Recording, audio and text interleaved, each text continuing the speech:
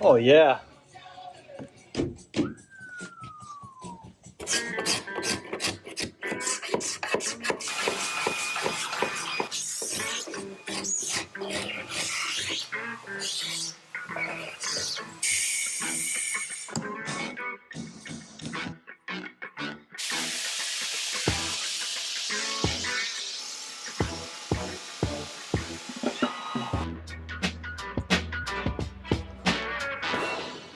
And let me know if you have any good questions. All right, guys, we're here with Ed Sheridan of Sheridan's Floors. He has 30 plus years of experience in hardwood floors. He started his company in 2006, so he's a wealth of knowledge, and we're lucky to have him on this project. We've done a couple jobs together, but this one is a whole house refinishing, so we wanted to pick Ed's brain a little bit about what he looks for, what are some red flags, and what the process is. So yeah, you saw this when we started, covered in carpet, but in good condition. So the carpet, these floors are original to the house built in the 1940s. So the carpet actually helped preserve the floors for all those years. So I assume the carpet was down for 20, 30 years. Yeah. Those 20, 30 years, these floors were never actually getting worn.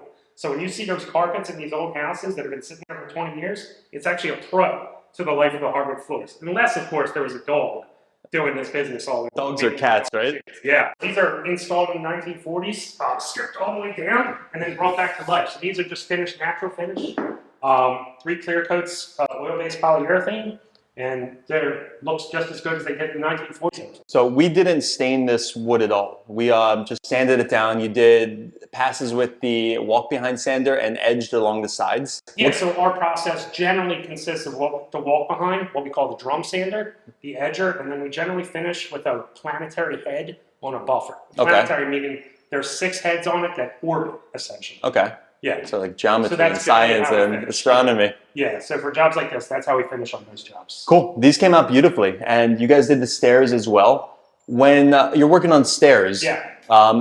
your guys were using a hand scraper. Yes. Why were they using that instead of a machine? The machines that we have generally don't fit on the risers. Okay. That's the thing. And when they do, what happens is the mechanisms that turn tend to hit the noses. So if Gotcha. the nosing wasn't there, Okay. then we could use a more mechanical machine to get the grunt of the work done. Okay. But the old school scraper is really the best way. Yeah, it was really cool. I think it was Nick doing it the first day, and he had the hand scraper, and after every riser, he would file the blade to keep it alive. It was, Sometimes you file that blade every 3 swipes, depending on how gummy the finish is. yeah, it was really cool to see. So carpets, not necessarily a giant red flag. My understanding, correct me if I'm wrong, is a lot of homeowners, the style in the 70s and 80s was, it was a flex to have carpets down on the floor. Yeah, I've always heard that. I'm a little too young to remember those days. But Me that's too. That's what my elders tend to tell me. Awesome. Yeah. So it was a nice surprise when we pulled up from the corner and then we saw what good shape these were in, and then Absolutely. able to give you guys a call. Yeah, absolutely. Appreciate having us. Yeah. So that bedroom upstairs, we'll pan over to some video of it. There was some like gunked up black stuff and some Yeah. carpet adhesive. Sure. Is that stuff a problem to get off? Case by case. Okay. Sometimes what happens is it'll kind of dissolve or disintegrate so far into the grain of the wood that it leaves dark stains. Okay. And a lot of times it requires a much more aggressive sanding. Sometimes you have to go as far as scraping it back Oof. off. But sometimes it's as simple as running what we call a rough grit, like a 36 or a 40 grit. Sure. It's case by case. You got to Okay. kind of weigh each option. Is there anything like environmental that we have to worry about? Like basins of other projects, we were worried about asbestos in this house too with the tiles, the certain size tiles. Did they reuse anything super toxic for? I'm not aware of anything like asbestos base that they used underneath carpet to hardwoods, but generally it's like a tar, like mastic base type of deal. Okay. Yeah. So the most important thing is if you're not sure, you can test it. You can buy kits on Amazon to send them away if you're sure about that. Yeah, for sure. And our plug, we like saving old buildings and building as gently as sustainably as possible. I think that refinishing floors is a great option. Absolutely. The wood that they have in the 40s and 50s that they put down, how does that compare to newer materials? A lot of times it's better. The trees were harvested from natural forests, whereas a lot of trees today are formed. We, So a lot yeah, of times it's much better. we see You're that a not lot. cutting down any trees to install a new floor, you're salvaging them. Yeah. We see that a lot with framing as well, like the really tight, like old Oh, growth yeah. joists, Yeah. rather than the dimensional stuff that gets wet once and looks like a bow. Cool. So, yeah, we're really happy with how this came out.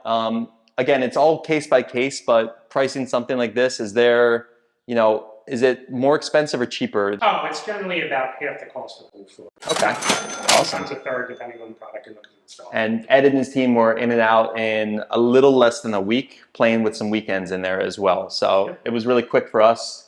Really important for us, working with contractors like Ed, is to make sure that we give them total freedom of the house. We don't want to be in here creating dust or footprints or any other mess that could settle into the wet poly when it's down. Yeah, absolutely. Is there anything that contractors do that really, annoy you or make your work, or contractors or homeowners, anything they do to make it more difficult? Anything with refinishing work, there's a lot of coordination of when you can and can't walk on it.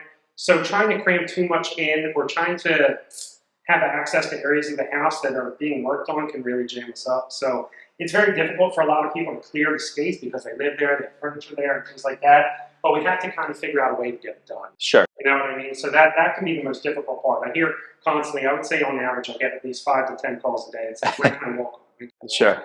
So you got to coordinate. And I try and be as reasonable with people as possible because I understand you can't get to this part of your house. Sure. Carry your job going. But you got to give us the freedom to finish the job without, stepping on it as we're going. Sure. Yeah. And one of the things I was super impressed by was the dust collection that you guys used as well. Like, it's grinding every square foot of floor, and there's really not too much dust on the house. You guys did a really good job with dust collection and cyclones and everything else. Yeah. Cool. Appreciate it. Yeah, I think that's pretty much all the questions we got. We got some really cool footage of you guys coming in. We were pain in the butt to your guys, with the camera. Yeah. But how do people find you? How do people book you guys out? And what areas do you operate in? We're operating out of Ridley Park, but we're all over Delaware County, Montgomery County, Philly, and a little bit of Chester County. Awesome. Yeah. Ed, thank you so much, and thank you for agreeing to do this. What's up, everyone? Sasha's on honeymoon, and his wife forbade him from bringing the good mic. John here, the man behind the camera, with a couple things we want to share. Before we jump in, do us a solid and hit that subscribe button if you haven't already. This is an easy job to do sufficiently, but much harder to do at a high level. We pay about $6 per square foot and about $30 per stair. There's no one price fits all, but those are our numbers. Our first steps are sealing the rooms and removing the quarter round. It's almost never worth saving. Start with the drum sander going with the grain at the lowest grit, then work your way up. Keep the sander moving so you don't create low spots.